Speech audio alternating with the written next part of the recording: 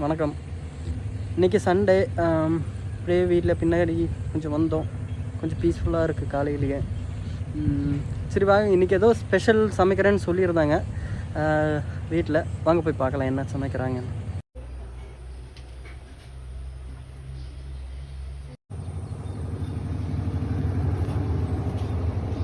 Hello,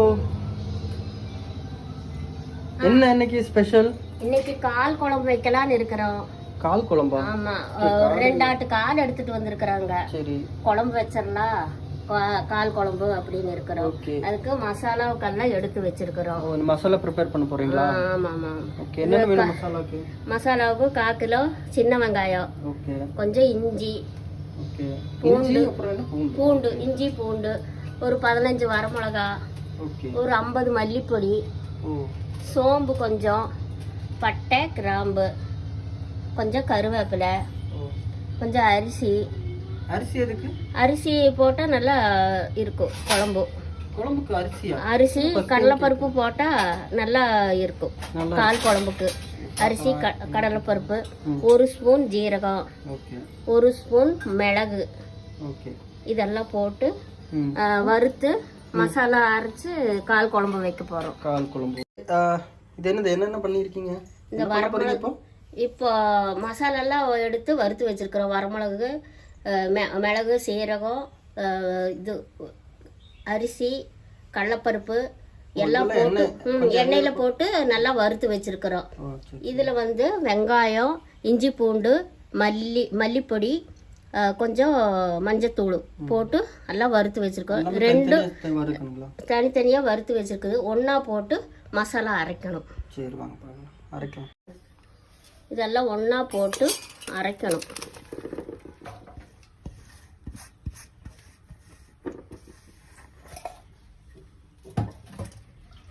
கொஞ்சம் ஊற்றிட்டு நல்லா நைஸாக அரைக்கணும்.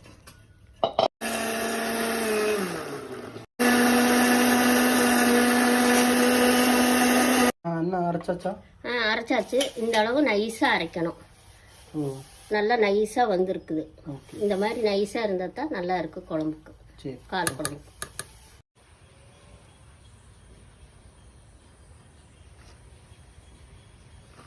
ஓகே, என்ன பண்ண போறீங்க? இப்போ கால் எடுத்து இதெல்லாம் கறுக்கணும். கறுக்கிட்டு சுத்தம் பண்ணணும்.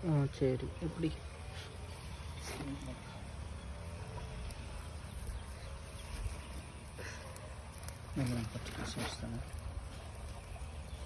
கால் இப்படி வச்சு எடுத்தா கறிக்கிட்டு சுத்தம் பண்ணணும். ஓகே, எப்படி எத்தனை நேரம்? அது கொஞ்ச நேரம் இப்படி வச்சு எல்லாம் கறியிடும். எடுத்து எல்லாம் சுத்தம் பண்ணிட்டு இது பண்ணிக்கலாம்.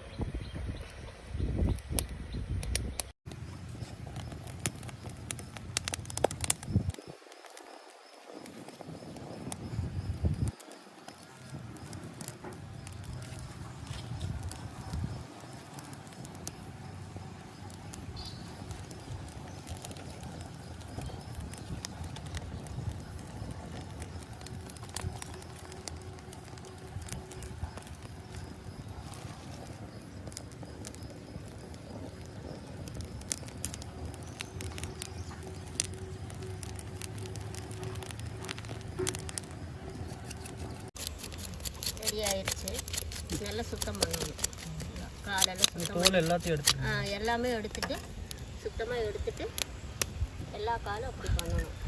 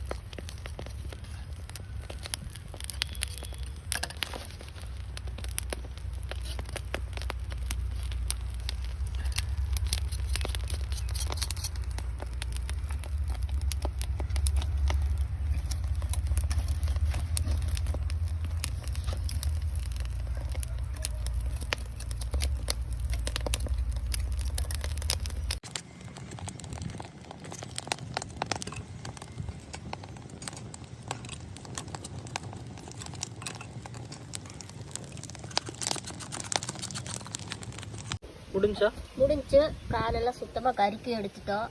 இன்னும் சுத்தமாக கழுவி வெட்டி எடுக்கணும். என்ன எப்படி கழுவுனது? மஞ்சள் பொடி போட்டு நல்லா கழுவி வெட்டி நல்லா எடுக்கணும். சரி சரி வாங்க.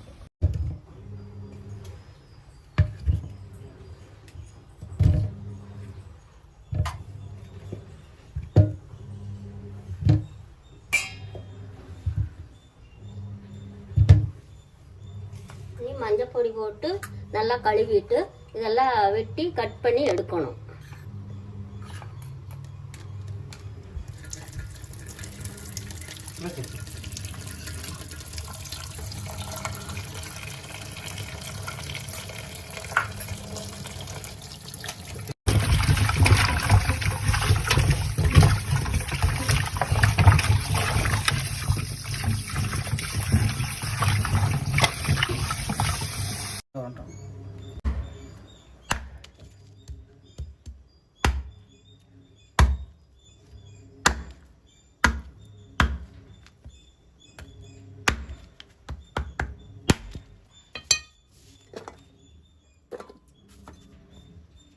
காலெல்லாம் வெட்டி எடுத்துட்டு வந்தாச்சு.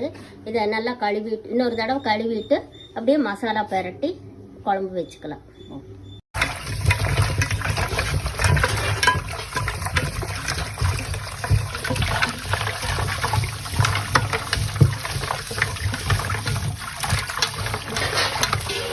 என்ன பண்ணுறீங்க? இந்த காலெல்லாம் இதில் போட்டு குக்கரில் போடணும். குக்கரில் போட்டு குக்கரில் வேக வைக்கணும். இல்லை வேகாது கால் சீக்கிரம். இந்த மசாலாவை இப்படி ஊற்றிடலாம். அரைச்சி வச்ச மசாலாவை இப்படியே ஊற்றிட்டு எத்தனை விசில் வரணும்? ஒரு 7 விசில் விடணும். 7 விசில். தேவையான அளவு உப்பு போட்டுக்கலாம். உப்பு போட்டு நல்லா கலந்து விட்டுக்கலாம். நல்லா கலந்து விட்டுட்டு குக்கர் மூடி போட்டு மூடிக்கலாம். ஒரு 7 விசில் வரணும்.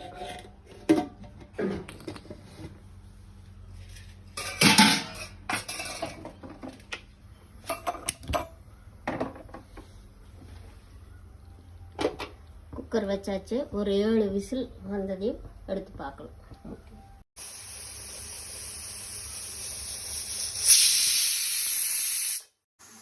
இப்போ இதை எடுத்து தனியாக வச்சிடுறோம். இந்த 7 விசில் வந்துருச்சு. தனியாக எடுத்து வச்சுட்டோம். கொஞ்சம் சுடு தண்ணி வைக்கிறோம். சுடு தண்ணி வச்சு இதில் ஊற்றணும். ஊற்றிட்டு நல்லா மசாலா இந்த பச்சை வாசமெல்லாம் போகணும். போன மாதிரி தான் அது நல்லா இருக்கும். கொஞ்சம் சுடு தண்ணி கொதிக்க வைக்கணும். மறுபடியும் கொதிக்க வச்சா பச்சை வாசமெல்லாம் போயிடும். விசில் அடங்கிருச்சு. சுடு தண்ணி எடுத்து ஊற்றி நான் அடுப்பில் வச்சு நல்லா பச்சை வாசம் போகிற வரைக்கும் கொஞ்சம் அடுப்பில் வைக்கணும். இது வெந்துருச்சு. இந்த மசால் வாசம் கொஞ்சம் இருக்கும். அதுக்கு கொஞ்சம் சுடு தண்ணி ஊற்றி போதும். அடுப்பில் வச்சு நல்லா மசால் வாசம் போகிற வரைக்கும் கொதிக்க விடணும். குக்கர் போடணும்? குக்கர் வேண்டாம். இன்னும் இப்படியே காய வச்சுக்கலாம். இப்படியே நல்லா மசால் வாசம் போகிற வரைக்கும் நல்லா கொஞ்சம் காயணும். காஞ்சா நல்லா இருக்கும். என்ன பண்ணுறீங்க? ரெடி ஆயிடுச்சு. குழம்பு நல்லா காஞ்சு பச்சை வாசனையெல்லாம் போயிருச்சு.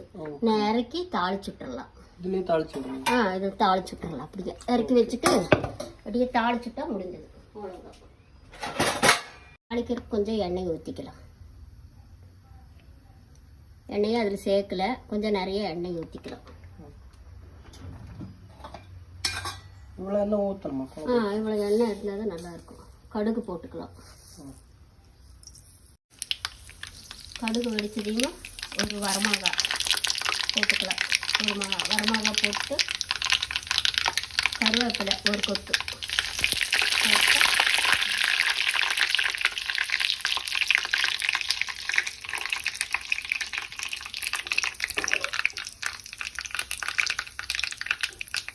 அப்படியே எடுத்து ஊற்றிக்கிறேன். அப்படி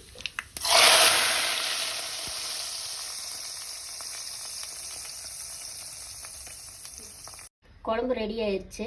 நாங்கள் இன்றைக்கி இட்லிக்கு செஞ்சுருக்குறோம். நீங்கள் சப்பாத்தி சாப்பாடு வச்சு சாப்பிட்டா நல்லா இருக்கும். கால் குழம்புக்கும் சப்பாத்தி சாப்பாடு நாங்கள் இட்லி இன்னைக்கு சுட்டு கால் குழம்பு ஊற்றி சாப்பிட போகிறோம். நீங்களும் செஞ்சு சாப்பிட்டு பாருங்கள்.